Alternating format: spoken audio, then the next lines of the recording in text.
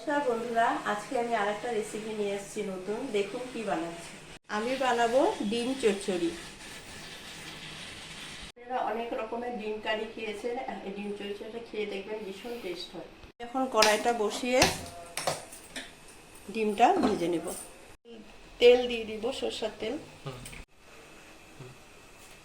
হলুদ দিয়ে দিব, অল্প লবণ দিয়ে দিব, মেখে নেব।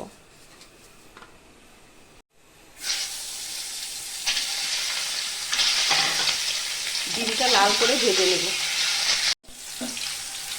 ডিমটা আমার ভাজা হয়ে গেছে, উঠিয়ে নেব।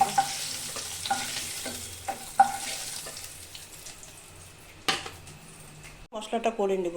মশলার জন্য অল্প জিরে নিব, শুকনো লঙ্কা নিব, অল্প রসুন নিব, আর অল্প সরষা নিব।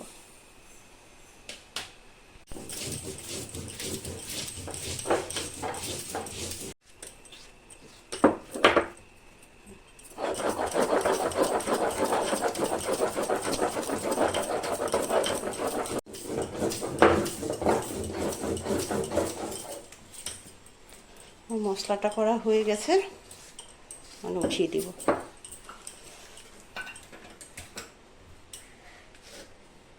আর অল্প তেল দিয়ে দিব, তেজপাতা দিয়ে দিব, অল্প জিরা ফোড়ন দিয়ে দিব। এখন টমেটো পেস্টটা আগে দিয়ে দেব।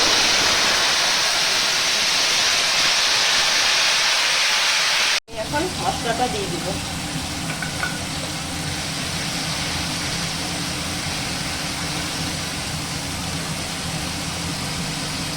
স্বাদ মতন লবণ দিয়ে দিব, পরিমাণ মতন হলুদ দিয়ে দিব,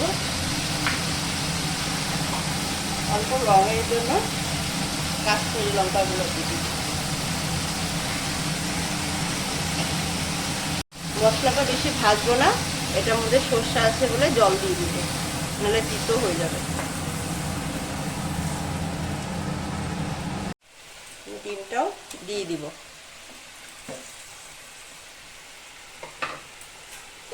দিয়ে এখন আমি ঢেকে দিব। ডিমটা হয়ে গেছে, আমি এখন ধনিয়া পাতা দিয়ে নামিয়ে নেব।